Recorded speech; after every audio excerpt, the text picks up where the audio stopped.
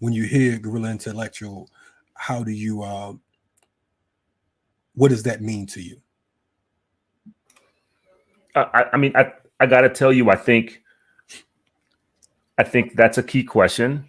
I think it's a question of praxis, by which I mean an activation, if not a weaponization, of the intellectual work and labor that we do, ideally in connection with and with real devotion to insurgent, insurrectionist, aspirationally revolutionary communities.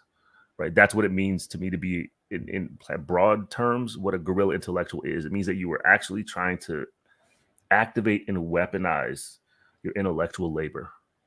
And I've been in different circles of kind of radical scholars and academics and whatnot, and it's what's pushed me to really emphasize the weaponization, because I think that's where the hesitation happens. And I think the failure or the refusal, really, it's an active refusal. It's a liberal refusal to weaponize ourselves in connection to insurgency and insurrection and resistance and revolutionary struggle and abolition struggle. That's the shit that for me serves as a general differentiation between guerrilla intellectuals and what I would call academics. I've been saying this over and over again. I'll say it here. I think I disidentify as much as I possibly can with the term and the position of academic, because I think it is a colonial white supremacist and anti-Black aspiration, including for those of us who are Black and brown so-called academics, right? I think as an aspiration, it is toxic. It is contrary to all the things that we here, the three of us, understand ourselves as being devoted to, right? So, I mean, I try to actively disidentify with academic. And I also want to say that part of guerrilla, the kind of position of guerrilla intellectual is to understand that you're also in this relatively privileged position to take a bunch of risks. I mean, it's stunning. We're in the middle of a labor strike right now. And what I'm looking at is a bunch of my colleagues at this, fellow, faculty employees who are unwilling to take even the most meager risks to respect a picket line, right? And so if I'm going to be serious about the notion of trying to understand what it means to inhabit that position of a guerrilla intellectual, then I think it means a constant assessment in community with folks like you all, to understand what it means to embrace the risk, to that we can take, to understand that intellectuals, people that are in that position, they can do a lot in terms of circulating thoughts and feelings, and forms of analysis and frameworks out into the world that can be activated as soon as they're out in the world, right? Like putting ideas and thoughts, radical ideas and thoughts, stuff that is risky to actually circulate, right? Like there's people who get fired for doing that kind of shit, right? So I think that's what I'm saying. It needs to be a collective assessment, but I think guerrilla intellectual means that's the least you can do, right? Sure. In addition to like the humble labor of actually contributing to things in which you are not the center of the energy, right? Like, I mean, I think that's really critical. And I think that's actually part of your intellectual work, is to be in community with folks like that, with people like Sonny, people like you who have expertise and skill sets in other areas that I'm amateur, I'm a student. So I think that's also central to being guerrilla intellectual. It means that you're actually involved in collective forms of labor that expand your skill set and challenge your skill set and also reveal your own limitations. I think what's sold to us is that knowledge and, rhetoric and publications and platforms become the sum total of the intellect. That if you can't produce a commodity, you're not a real intellectual. And for me, I've been educated and politicized by people who are not academics, even though I have comrades who are academics, right? Like Dylan and stuff. But, Dylan goes to the source, right? And I'm thinking about Cabral right now, return to the source. And the resource would be the communities in struggle and the intellectualism that they abide by, but they also create it. What I don't like is the siphoning off that the academy does. And also, I think there's some kind of pimp thing going on here. Maybe that's not the right word, but like you showcase certain kind of concepts or something that you just got from other people whose names you disappear, right? Because you need to like sign your name on it and then it becomes part of your portfolio. So I don't think we can ever stop that because it's a form, it's like embedded in capitalism and consumption and commodification. But I think we could strengthen our ties to community-based intellectuals and also, you know, how to say, it's not deferring unless there's some kind of agreed upon system of how we do collective decision making, but it's recognition. And also because you recognize and you respect, you don't distort. Like for what I've been seeing over the last couple of decades, I see people go to revolutionary thinkers, most of them deceased or offshore, can't speak for themselves, and then they cultivate a raw crop and then they process it and then it becomes basically anti-revolutionary by the time it gets into academic production. I don't know if this is too abstract. Am I not making sense here? No, you're on point. It sounds like you're saying that the seeds are altered and that you have a clone of some sort, a clone that doesn't have a soul. Yeah, and so so this thing I think is relevant, Dylan, to the inability to respect a picket line. Like go have your class at, a coffee shop that is in Starbucks, right? That's also, union busting. But the way in which we create our portfolios is partly tied to siphoning off from radicals. And so then when we see in real life something that's progressive, even, I mean, unions can be radicals. They also can be, progressives. We can't even, I mean, the bar has been lowered so much because people have gotten away with just capture of ideas that when you see like, oh, here's a strike, can you just respect that? Sign a petition, call the governor of Missouri, who's a Republican. I didn't say that was going to work, but can you do anything? It's like, no, we don't have to do anything because we have, quote, these ideas, which, we went offshore, got these ideas, brought them back. And now we have swag. Yeah, and a brand. Yeah, brand. You know what I mean? Like I mean, that's I mean, what Joy's talking about is how it's not, by the way, we're being hard on academics, which we should be, but it's more than academics. It's activists, celebrity types, it's clout, it's all the clout thirsty kind of folks. It's high profile people who are funded by the nonprofit industrial complex. I think they're in a similar position in terms of grift and having a relation of grift and extraction from the forms of movement and insurgency and organizing and thought that are coming up from various communities, many of them modestly organized or organized in ways that are not legible to people in universities or in academic settings, much less to people in kind of nonprofit industrial complex settings, and who are therefore dismissed or denigrated or just in, I know this is an ableist term, but I'm using it purposefully because I think it's an ableist concept. They're seen as crazy. Right. I'm talking about people who are incarcerated, people who are unhoused, people who are sex workers, people who are doing trans abolitionist forms of organizing. A lot of that shit is not legible to people, and it's scary to people. Like, it scares the shit out of me, but like, I embrace that shit. You know what I mean? Like, it actually, I learned from that. It changes my loyalties to certain paradigms of doing political and intellectual work, and that's beautiful. That shit is beautiful. Like, I live on that. Like, that gives me breath. But in that way, maybe I'm a bad academic, which is great too. You know what I mean? Like, maybe I'm for the abolition of academics. You know what I mean? Like, I think I am. Dylan, put that on a hoodie or a sweatshirt. Bad academic. Bad academic. Like, I'm telling on myself. Hey, it was clear when you stepped on the screen, my man. They already knew what time it was. It's like the jig is up, but they already knew what time it was. But that it goes back to what Joy was talking about in regards to, I mean, it's big pimping, and that's exactly what it is. It's all about, it's about fortune, it's about fame, it's about notoriety, it's about, I mean, right now the thing that's blowing me is the whole nonprofit packaged in Black Revolution. You understand what I'm saying? It's looking like something on the outside, but when you walk into this home, there's really nothing there. You know what I'm saying? It's just a shell, and that's what's going on right now across the board. Okay, but then this is all right. So this is where I love love because it's kind of what Dylan said. It makes you want to love people you're not supposed to be talking to, right?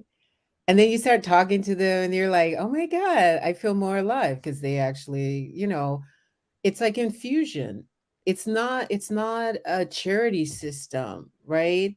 It's a mutuality, it's reciprocity. I'm learning to, and also my emotional landscape is waking up. Like, because most of the times, I just emotionally deaden myself so I can just get the work done. Because there's too many losses. So I'm not gonna I don't want to feel everything, but I can work like, a machine or a soldier, use whatever descriptor you want. But the point is to show up with our feelings, right? And so that doesn't happen without risk. All love is a form of risk. And it's worth the risk. And then, of course, there are, these penalties that people try to levy on you. I think we can make bold demands. Like, I'm going to make one right now, of course. Dylan knows I was in the in crew when he first met me, and then I got kicked out. Had to figure out how to reinvent myself and as a nobody, and then okay, that's I'm a whole back. memoir. That's a whole memoir waiting to be written, Joy. Yeah, no, that's a For whole real. memoir that hopefully it won't be, but so it's sort of like I'm sorry, I'm trying to get my train of thought back, but if we were to humble ourselves and control our fear level to learn across the board, then I would say, because some of this is packaged because people are Black femme, Black queer, Black women, feminists, you can't touch them, right? That becomes the firewall. And so I was like, well, I fit some of those categories, so I'm gonna say what I want. But I'm like, if you have this real estate and it's your second, third house or something like that, and political prisoners are coming out, you could create in that nice millionaire level edifice, you could create a welcoming center where their family and them could come, and then there are medical ramps, and then there's there's wheelchair, whatever we need for our elders, free of cost. That's right. Because I know you're writing that off as a nonprofit, and you're probably we're taking a loss, so it's going to debit, and then my taxes will be fine. But just say we got property in California, we got property in Canada, we got it here and there. If you're coming out of prison, after decades of being tortured as a political prisoner, we can accommodate in the pool house or the villa or whatever. We can accommodate you and your family for 6 months and cover all the cost. There's nothing that I know of in a nonprofit sector that would prohibit that. You've got attorneys, have them write something up. But I don't hear people asking for that. And I tried to bring that up months ago with a venerated, maybe I talk too much, I don't care, with a venerated person who did real time, and I respect them and stuff like that. And I was like, well, we know some folks have all this money and they say they're Black revolutionaries, and just ask them for real money or real access to property. And that's prohibited. It's almost seen as a criticism, and maybe it is critique, but who cares? I'm gonna go back to what we said, and then I'm gonna stop for a minute. I grew up on military bases. I grew up, as I said before, Bible people, Bible Belt. Yea, though I walk through the shadow of the valley of death. The rebels are like hospice. They're always there with the dying or the persecuted or the hunted or the tortured. I mean, the people, if you don't want to be on that level, if you don't want to walk through the valley, okay, other people will do it. But you need to pony up something tangible, at least your real estate access.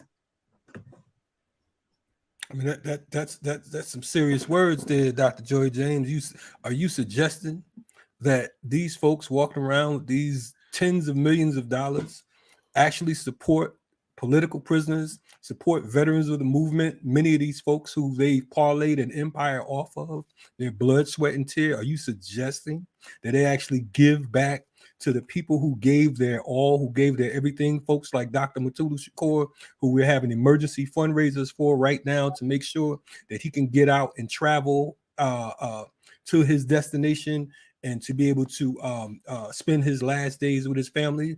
I mean, you know, these folks only have like $90 million. I mean, like, what are you going to do? I mean, like, how, what are you asking for here? Is this, you know? Well, you know, one of the things I would say, I mean, the money got, you know, was distributed and spent and stuff like that. So, I mean, their levels lower, but, you know, you're still talking multimillionaire.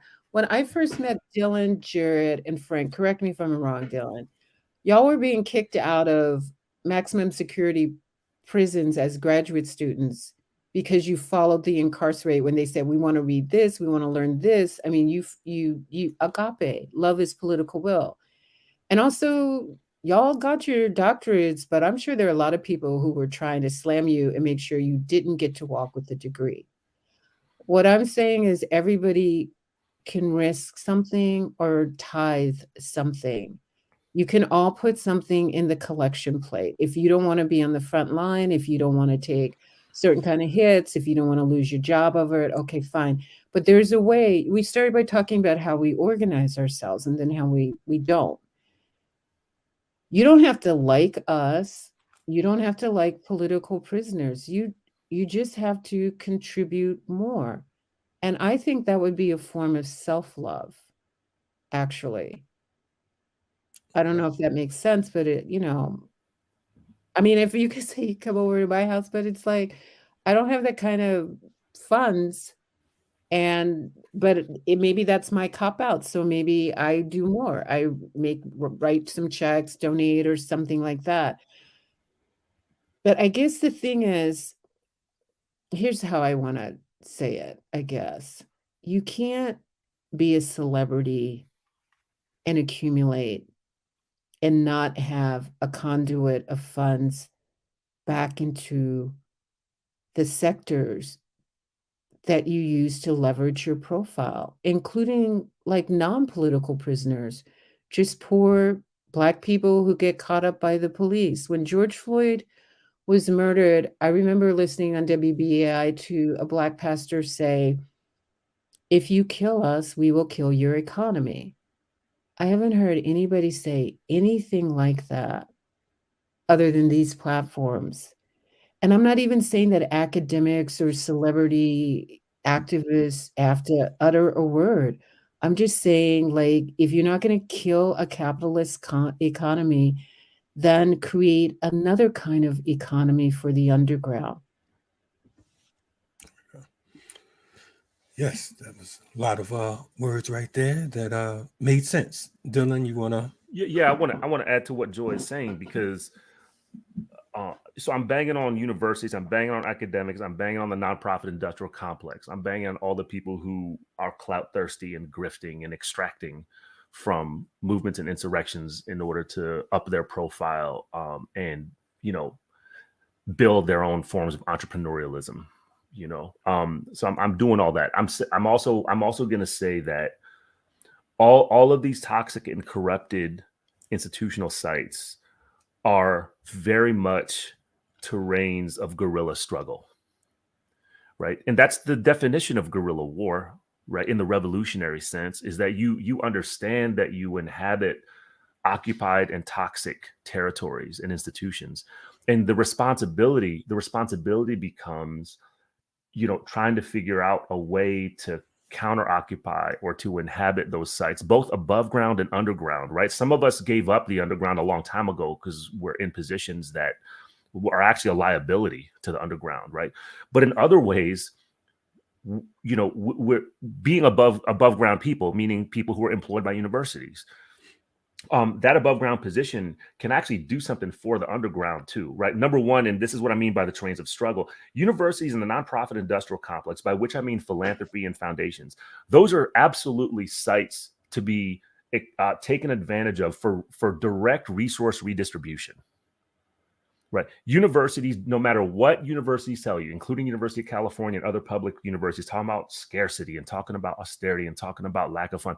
These are sites of capital, right? Not even wealth and resources, capital, right? I mean, billions of dollars flow through these institutions. People who consider themselves, who aspire to be in the position of guerrilla intellectual against their own hiring as an academic. The bare minimum standard for those who are not wealthy, I'm talking about assistant professors making $70,000 a year, which in some places is not a lot of money. In other places, it's plenty, right? But one political and tactical responsibility, I think, is to find direct ways to redistribute the resources that they can access to people that are in the positions of vulnerability and suffering, financial and otherwise, that Joy is talking about, right? So as soon as people get out of prison, or for that matter, jail, right? For that matter, detention center, I have a line out to multiple communities and organizations that let them know, okay, right now I've got access to X, Y, and Z forms of funding. All you got to do is contact me, and we will put something together that is fully above ground, that is fully legal, and which will allow for in those moments, a relatively significant redistribution of university resources. Because that's just not mine. Part of the problem with these institutions, part of the problem with entrepreneurs and academics and nonprofit industrial complex elites, is they view these dirty colonial chattel, sources of capital as their own. Right. You know what I mean? They identify with that too. And they identify against their own politics, which is something that we need to just kind of shine some real critical light onto that, right? Some clarity onto that, and understand that the other part of this as well, in addition to redistribution, and this is another responsibility, I'd say this is an obligation.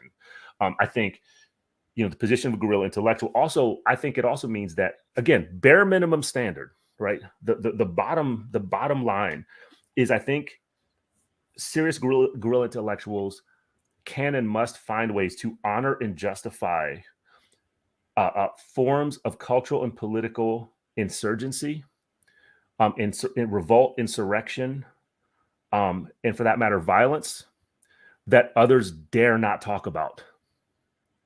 Right. I will be marked for the rest of my life by being in a room full of people who identify as radical intellectuals, radical scholars, radical academics, most of whom they didn't even look at me sideways. They just thought I was being childish when I talked about, just in a sentence, because I was frustrated with the room, I talked about how what if we found a way to collectively celebrate when the people burned down a police station.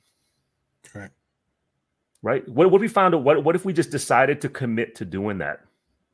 As it be, and this wouldn't be the first time. This wouldn't be the first time, and it would. And but I'm saying, in particular, in certain sites, especially the ones that were in this kind of North American, U.S. centric, overdeveloped university so-called academic context, right? Like, you're not supposed to do that, right? But I think there's something to be done around insurgency, revolt, and insurrection that is complex, it's rewarding, and it's necessary. And I think it actually needs to be honored, and it needs to be, in some ways, as I think, Fanon, Assata Shakur, Safiya Bukhari, and others would say, it actually needs to be justified. I mean, in the deepest sense of the term, justified.